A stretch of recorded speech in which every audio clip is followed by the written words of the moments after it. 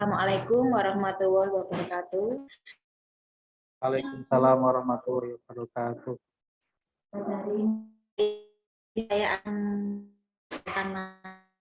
yang berupa somatik. Perhatikan sama-sama. Kita lihat di layar kita.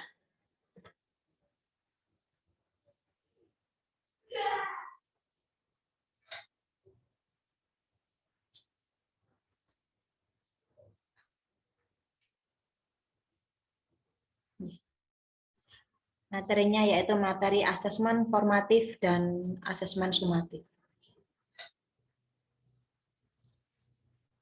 Untuk jenis-jenis asesmen yaitu dibedakan menjadi dua. Yang pertama asesmen formatif, ialah kegiatan penilaian yang bertujuan untuk mencari umpan balik atau feedback, yang selanjutnya hasil penilaian tersebut dapat digunakan untuk memperbaiki proses belajar mengajar yang sedang atau yang sudah dilaksanakan. Asesmen sumatif ialah penilaian yang dilakukan untuk memperoleh data atau informasi sampai di mana penguasaan atau pencapaian belajar siswa terhadap bahan pelajaran yang telah dipelajarinya selama jangka waktu tertentu. Untuk penilaian sumatif itu berarti penilaian yang dilakukan jika satuan pengalaman belajar atau seluruh materi pelajaran dianggap telah selesai.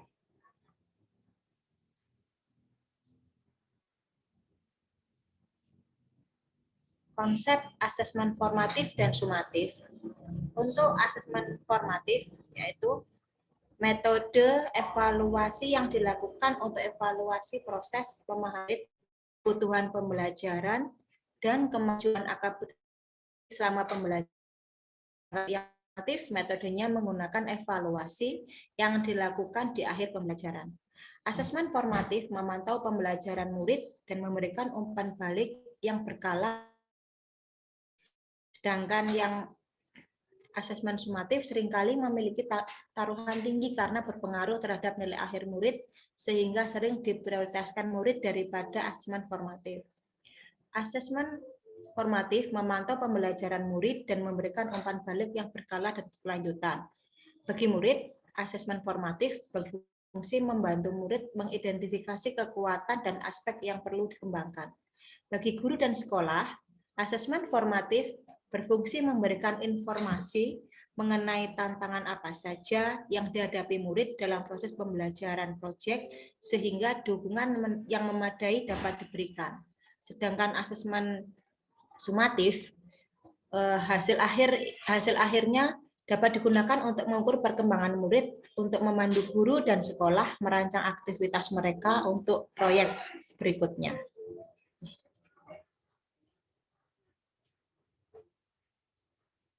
Fungsi dari asesmen formatif dan sumatif yaitu yang pertama, pada kurikulum ini, guru diharapkan memberikan proporsi lebih banyak pada pelaksanaan asesmen formatif daripada menitikberatkan orientasi pada asesmen sumatif. Harapannya, ini akan mendukung proses penanaman kesadaran bahwa proses lebih penting daripada sebatas hasil akhir.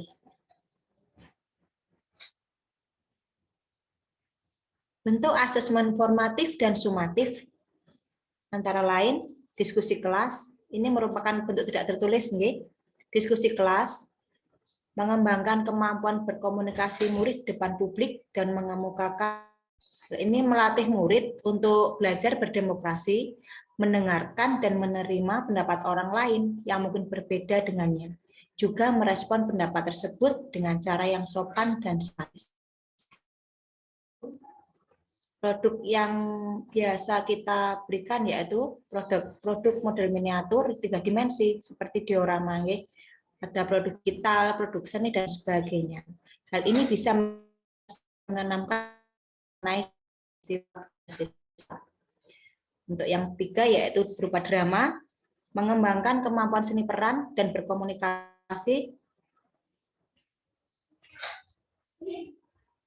mengembangkan kemampuan seni peran dan berkomunikasi murid dan mendorong murid untuk melihat sebuah masalah dari sehingga dapat menumbuhkan jiwa empati dan berpikiran kritis. Presentasi, mengembangkan kemampuan berkomunikasi dan mendorong murid untuk memahami topik presentasi dengan mendalam. Dan yang terakhir yaitu tes lisan, yang berupa kuis tanya jawab secara lisan, mengonfirmasi pemahaman murid dan menerapkan umpan balik. Untuk selanjutnya yaitu bentuk asesmen formatif dan sumatif.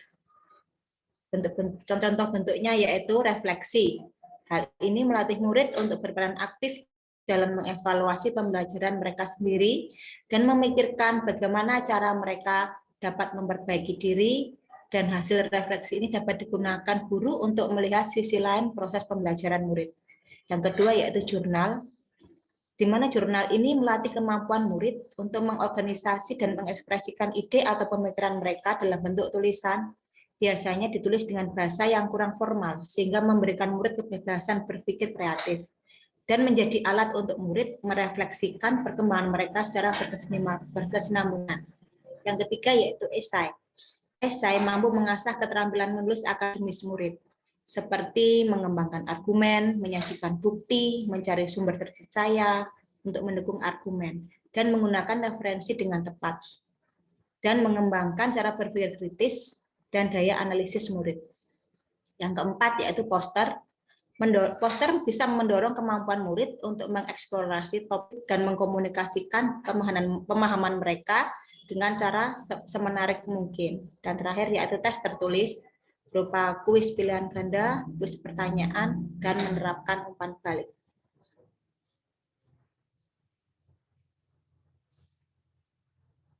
Umpan balik.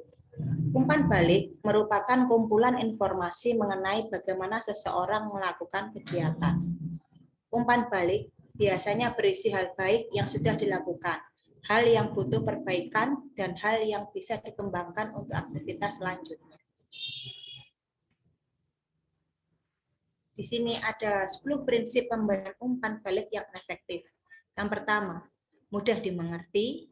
Yang kedua, transferable. Yang ketiga, melihat ke belakang. Yang keempat, spesifik. Kelima, lebih dari penilaian. Yang keenam, tepat waktu. Yang ketujuh, kontekstual. 8, seimbang. Yang 9, melihat ke depan. Dan yang ke-10 yaitu selektif. Baik, mungkin cukup sekian materi yang saya sampaikan. Monggo, mungkin ada pertanyaan dari Bapak Ibu semua. Ya, saya Ibu ada beberapa materi yang kurang paham saya Bu. Oke, monggo Pak Sodik, yang mana monggo? Oke. Pertanyaannya. Bentar Bu. Untuk yang pertama, fungsi asesmen formatif bagi guru itu apa ya Bu ya? Oh ya, baik. Akan saya jawab ya. Fungsi asesmen formatif bagi guru yaitu ada 3 fungsi di sini ya. Yang pertama untuk mengecek pemahaman murid. Yang kedua untuk mengetahui sejauh mana untuk pembelajaran murid di dalam kelas atau di luar kelas dalam proses pembelajaran. Tadi sudah mengetahui fungsi asesmen formatif, sekarang coba saya ingin tanya, kalau si sumatifnya, asesmen sumatifnya, kenapa nggih? Nggih Bu. Terima kasih atas pertanyaannya. Ini sekedar seingat saja ya Bu ya. Misal salah, mohon bisa dikoreksi. Monggo. Apa fungsi asesmen sumatif bagi guru terkait dengan pembelajaran yang diampunya, yang pertama, untuk mengukur apakah murid sudah mencapai capaian pembelajaran dan sejauh mana sudah mencapai akhir unit pembelajaran. Oke, apakah cuma itu saja? Ada lagi, Bu. Ada yang lain Bentar, enggak? Bu. Yang satu lagi untuk meningkatkan pengajaran pembelajaran selanjutnya, Ibu. Itu, Bu, mungkin ada koreksi dari Ibu. Terima kasih. Oh, ya, mungkin saya kira itu sudah jawaban yang betul, nggih, sudah baik. Untuk fungsi asesmen sumatif bagi guru itu memang bisa untuk mengukur apakah murid itu sudah memenuhi capaian yang kita tetapkan dalam pembelajaran. Bisa. Bisa juga untuk mengukur sejauh mana mereka sudah mencapai akhir dari unit pembelajaran, nggih. Jadi untuk KKM-nya tercapainya sudah memenuhi atau belum. Dan juga bisa untuk meningkatkan pengajaran dan pembelajaran siswa selanjutnya sebagai patokan kita untuk melangkah selanjutnya. Nggih. Betul, Pak. Itu sudah betul sekali jawabannya. Terima kasih, Pak Sudi. Terima kasih, Bu. Ada lagi loh, Ya, Bu. terus. Saya ada catatan-catatan di buku saya ini yang kurang paham, Ibu. Oke, monggo. Monggo silahkan, Pak. Mumpung ketemu di sini, Pak. Monggo. Terima kasih, Bu, atas waktunya. Pertanyaan saya, mengapa proses asesmen sangat penting bagi guru, Bu? Mohon penjelasannya Ibu, biar saya lebih mudeng gitu, Bu. Terima kasih. Oke, matur nuwun. Saya akan menjelaskan di sini, nggih, pentingnya proses asesmen bagi guru. Ada beberapa hal yang bisa dianggap penting dalam menentukan bahwa proses asesmen ini memang dinyatakan atau memang sangat penting bagi guru. Yang pertama, setelah kita melakukan proses asesmen ini bisa menjadikan umpan balik bagi guru dalam memperbaiki metode, pendekatan, ataupun memperbaiki kegiatan dan sumber belajar yang sudah kita gunakan. Oh, mungkin umpan balik ini bagi guru kok kurang, umpan baliknya kok kurang bagus ya, mungkin bisa kita perbaiki lagi. Dan metode mungkin kita salah atau kurang tepat metode yang kita ambil, itu bisa kita menggunakan dengan indikator tadi. Kedua, untuk memantau dan kesulitan belajar yang sehingga dengan pengayaan dan remedial. Dari proses diagnosis itu dapat kita ketahui mana saja siswa yang masih butuh pengayaan dan remedial tentunya, dan dari itu kita bisa mengambil keputusan untuk memberikan pengayaan dan remedial. Dan yang ketiga, untuk memberikan umpan balik bagi peserta didik agar mengetahui kekuatan dan kelemahannya dalam proses pencapaian pembelajaran. Tentu saja ini dengan bantuan guru, peserta didik bisa mengetahui bagaimana dia berhasil dalam pembelajaran pada saat itu dengan menggunakan asesmen tersebut. Dan yang keempat, untuk mengetahui pencapaian pembelajaran selama proses berlangsung. Dengan menggunakan asesmen, kita mengetahui capaian pembelajaran siswa-siswa kita dalam suatu kelas itu seperti apa, dan hasilnya bagaimana, apakah sesuai dengan apa yang telah kita rencanakan sebelumnya, atau seperti apa. Mungkin Pak Sodik di sekolahan, adakah yang siswa yang dalam proses asesmen ini sangat kurang atau gimana, Pak? Mungkin ada pengalaman dari sekolahan? Ya, Bu, tentunya di sekolah kami karena kemampuan anak didik itu tingkatannya kan berbeda-beda. Jadi ada yang tingkatnya atas, tengah, dan ada yang bawah.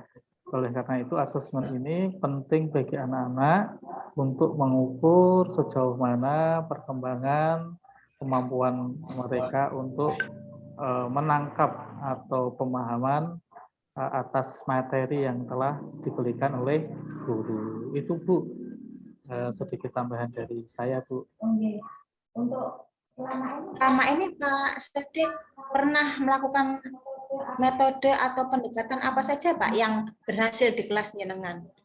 Apakah metode yang mudah ataukah yang mungkin yang mudah atau yang menarik siswa atau yang bagaimana Pak yang pernah jenengan lakukan di kelasnya dengan? Iya Bu, terima kasih Bu. Di sekolah kami itu untuk meningkatkan daya nalar, daya pemahaman siswa, kami melakukan beberapa trik Ibu dengan metode pembelajaran yang menyenangkan, yang menarik bagi siswa. Harapan kami dari pembelajaran kami yang menggunakan metode yang menarik, yang menyenangkan, itu siswa jadi tertarik untuk mengikuti pelajaran yang ada, sehingga materi yang kami sampaikan mereka mudah untuk menyerapnya. Itu Bu, dari saya Bu. Mungkin ada yang perlu ditanyakan lagi. Oke. Terima kasih Bu. Dari 3 hal yang disampaikan oleh penjelasan Ibu, tentunya ini ada hal yang saya kurang paham lagi Bu. Ini Bu. Sedikit saja boleh Ibu ya? Nah ini di sini Bapak Ibu menyampaikan materi tentang fungsi asesmen formatif dan sumatif Ibu. Di sini nomor 1, pada kurikulum ini guru diharapkan memberikan proporsi lebih banyak pada pelaksanaan asesmen formatif daripada menitik beratkan orientasi pada asesmen sumatif. Ini mohon mungkin saya sudah paham tapi sangat sedikit Bu. Ini perlu penjelasannya lagi agar lebih jelas Bu gitu. Oh iya. Asesmen formatif memang lebih sering kita gunakan ya, karena asesmen formatif ini hampir setiap hari kita gunakan untuk mengukur kemampuan siswa di dalam kelas. Asesmen formatif ini adalah asesmen yang paling mudah bagi kita karena sehari kita mengajar dan hari itu juga kita mampu memberikan asesmen formatif. Asesmen itu kita bisa mengetahui tingkat ketercapaian siswa. Dari itu juga kita mampu mengetahui siapa-siapa saja yang telah mencapai pembelajaran yang diinginkan, siapa-siapa saja yang belum sesuai dengan ketercapaian pembelajaran. Dalam hal juga kita bisa memberikan perbaikan, pengayaan, atau bahkan anak-anak yang belum bisa kita beri perbaikan atau remedial, sedangkan anak-anak yang sudah mampu kita beri pengayaan. Seperti itu. Jadi memang asesmen formatif ini lebih sering kita gunakan karena setiap hari, sedangkan yang sumatif mungkin beberapa hari kita melaksanakan sumatif. Seperti itu nggih Pak. Terima kasih Bu. Ini sudah ada gambaran tentang tes formatif dan sumatif. Dan selanjutnya Ibu, ini ada lagi yang masih mengganjal di hati saya ini Bu, tentang umpan balik. Saya minta contoh dari Ibu, umpan balik ini yang baik itu yang bagaimana? Contohnya Ibu. Umpan balik yang baik bagi siswa yang meningkatkan, tentu saja meningkatkan hasil belajar siswa, membuat siswa lebih mengerti, membuat siswa lebih. Umpan balik di sini mungkin tadi dengan memberikan metode atau pendekatan yang lebih menyenangkan. Umpan balik kata-kata motivasi untuk menyemangati siswa belajarnya atau proses pembelajarannya di kelas lebih semangat mereka. Seperti metode dan pendekatan yang pasti seorang guru tahu nih anak-anak yang disukai anak-anak itu di kelas itu seperti apa. Mungkin itu salah satu umpan yang disukai anak ya, kita harus mengenali karakter anak itu menyukai apa, baru kita memilih baik yang baliknya cocok untuk mereka. Ya, terima kasih Bu atas jawabannya. Mudah-mudahan ini nanti bisa kami terapkan di satuan pendidikan kami sehingga menaikkan pembelajaran di kelas kami. Terima kasih Bu. Sami-sami. Mungkin cukup sekian materi dari saya mengenai asesmen formatif dan asesmen sumatif. Yang lebihnya mohon maaf. Assalamualaikum warahmatullahi wabarakatuh. Waalaikumsalam warahmatullahi wabarakatuh. Terima kasih Bu.